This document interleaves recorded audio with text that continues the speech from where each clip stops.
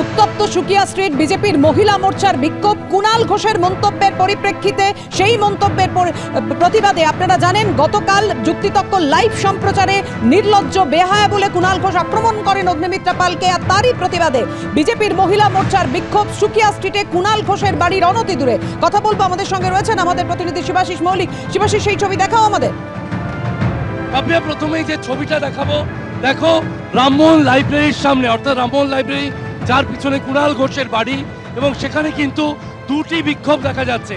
প্রথমেই যেদিকে নজর রাখবো বিজেপির মহিলা মোর্চা উত্তর যে কলকাতা জেলা শাখা, তারা জড়ো হয়েছেন এবং তারা এখানে কিন্তু বিক্ষোভ দেখাচ্ছেন কুণাল ঘোষের ছবি নিয়ে।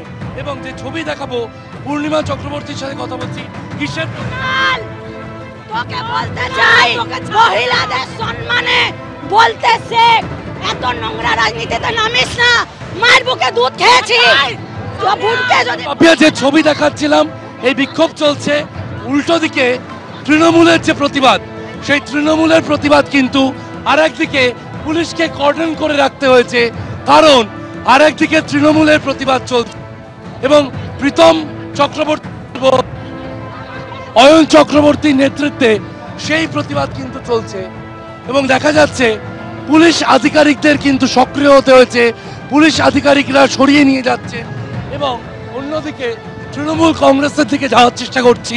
তৃণমূলের যারা রয়েছেন অয়ন চক্রবর্তীর নেতৃত্বে পুলিশ আধিকারিকদের কার্যত বিব্রত হতে হচ্ছে, কারণ একদিকে যখন বিজেপির পক্ষ থেকে সেখানে প্রতিবাদ করা হচ্ছে, সেখানে আপনাদের মূলত আজকে আপনাদের দেখুন, আমাদের প্রতিবাদ হচ্ছে, আপনারা দেখেছেন বেশ কিছুদিন ধরে সন্দেশখালী নিয়ে একটা বিজেপির অপপ্রচার।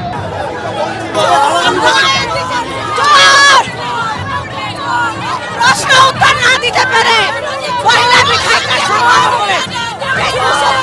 বলে আমরা ধিক্কার জানাই, এই চোর ছিটের বাজকে দিয়ে আমাদেরকে আটকানো যাবে না। চপ্পল প্রশ্ন তুলছেন তৃণমূল কর্মীরা।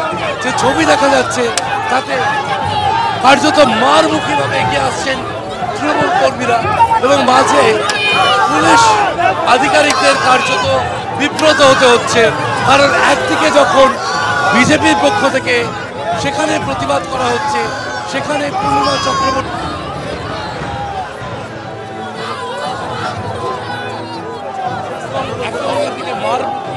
পুলিশ কার্যত না দিয়ে